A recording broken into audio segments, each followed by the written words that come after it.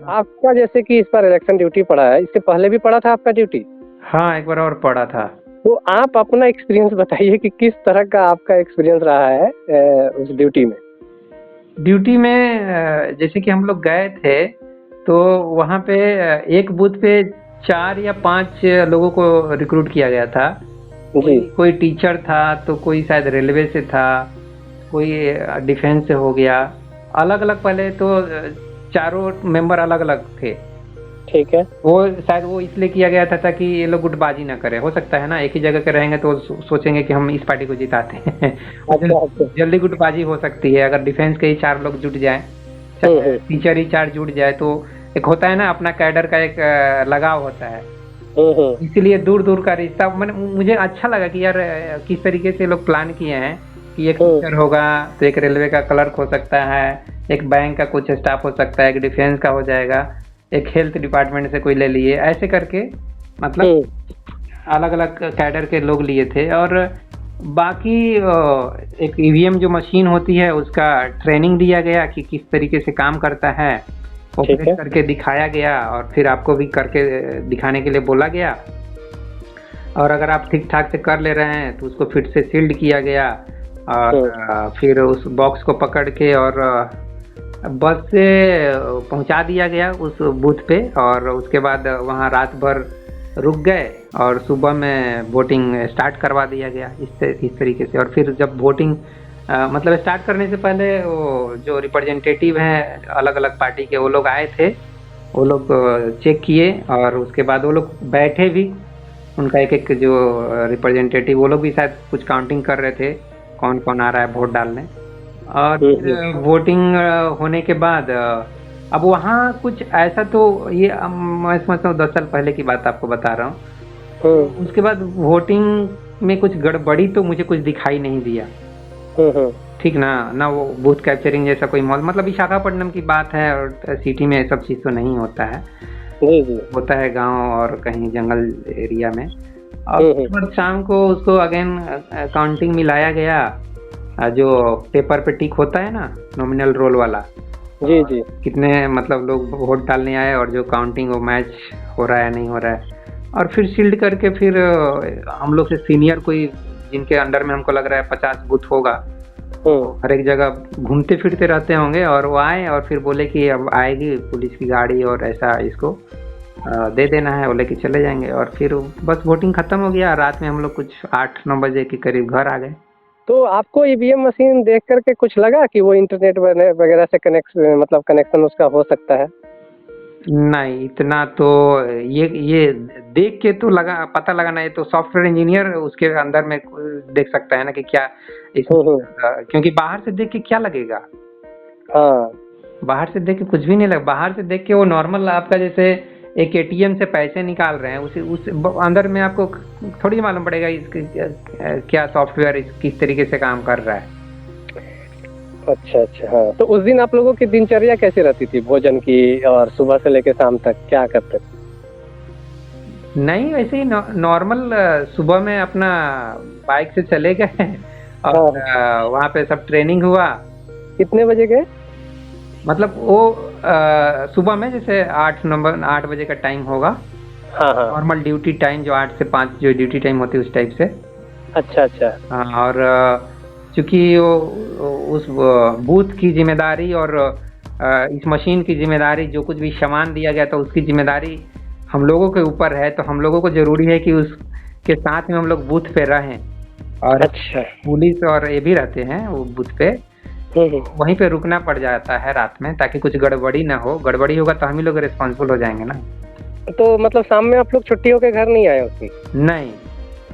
अच्छा, उस दिन रुकना भी पड़ा रात में? रुकना फिर पड़ा रात में, वहीं पे खाना वाना कुछ पैकेट का खाना वाना आया था कुछ। और फिर अगले दिन आप लोग गए?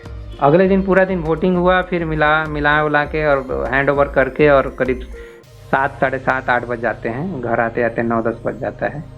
तो मान के चलते 48 घंटा की एक तरह से मतलब पूरा क्रियाकलाप। हाँ, 24 दूनी 48 घंटा लगभग मोटा मोटी। अच्छा, तो ये भी एक मतलब कि मतलब एक अलग तरह का अपना काम से हट करके दूसरा एक काम हो जाना है। हाँ हाँ हाँ, एक एक्सपीरियंस है एक तरह का। और जो पार्टी वाले कार्यकर्ता होते थे वो लोग भी 48 घंटे रहते थे या 24 घंटे वो लोग दिन भर रहते थे केवल? वो लोग सुबह में जैसे आएंगे ना, हाँ, सुबह में आएंगे और शायद शाम को भी एक राउंड मारने के लिए आए होंगे, वो ध्यान मुझे नहीं है।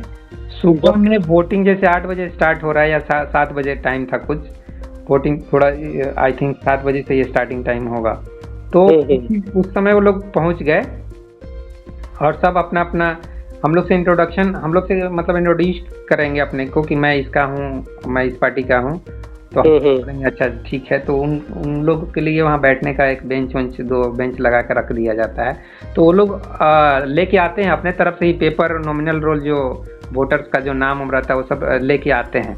एक तरीके से वो लोग देखने आते हैं कि कुछ यहाँ गड़बड़ी तो नहीं हो रही है। मतलब अपने मतलब कि कोई मतलब कि किसी और पार्टी को मतलब बूथ कैप्चरिंग वाला झंझट नहीं हो रहा है। हाँ, चाहे कोई कन्वासिंग तो नहीं कर रहा है किसी, जैसे कि कोई मान लीजिए बैठ गया और बोल रहा है कि इस पार्टी को दो, इस पार्टी को दो, तो सब पार्टी वाले रहेंगे तो दिखाई देंगे ना कि नहीं कोई कन्वासिंग नहीं कर रहा है यहाँ पे बैठ के। सब भी चीज है, चाहे हम लोग कुछ गड़बड़ी नहीं कर रहे हैं, वो सब भी चीज है सब। हाँ, एक फिल्म था ना राजकुमार राव का, हाँ, न्यूटन। हाँ, तो उसमें लोगों का था बहुत ज्यादा ये कि हाँ ऐसा भी होता है और लोग जानना चाहते हैं कि हाँ कैसा होता है इस तरह का ड्यूटी वगैरह काफी। तो हमको मेरा कोई एक्सपीरियंस उस टाइप का नहीं है, मेरा कुछ इतना खतरनाक एक्सपीरियंस बिल्कुल भी नहीं है, मेरा स्मूथ हुआ था और बस खाना पीना ठीक नहीं मिला था, वही एक वो जो समझ सकते हैं कि अच्छा कैसे मिल सकता है। हाँ, काफी बल्क में खाना वगैरह आता होगा, होटल वगैरह से आता होगा तो। हाँ, वही, बाकी तो कुछ भी हिंसा नहीं, कुछ भी नहीं, सब अच्छे लोग थे, आके वोट डालते थे और कभी कभी फैमिली के साथ आएंगे, हस्बैंड वाइफ आएंगे और पेरेंट्स आएंगे, ऐसे डाल के आराम से जाते थे, कुछ भी मतलब कुछ भी दिक्कत नहीं हुआ। मतलब अच्छा एक्सपीरियंस था एक तरह से समझिए तो। अच्छा, हाँ, क्या क्या लेके जाना पड़ता है एक वोटर को? वोटर आईडी लेके आएंगे, अपना आधार कार्ड, बस, और क्या। आधार कार्ड जरूरी नहीं है, अभी इस बार का क्या रूल रेगुलेशन है वो मालूम नहीं, लेकिन उस बार तो मैं समझता वोटर आईडी एनफ था। अच्छा, और बहुत लोग परेशान होते हैं कि जो नए यूथ है वो जानना चाहते हैं कि वहाँ जाएंगे तो कितना टाइम लगेगा? टाइम एक वोट डालने के लिए अगर आ गए तो 1 मिनट के अंदर हो जाता है।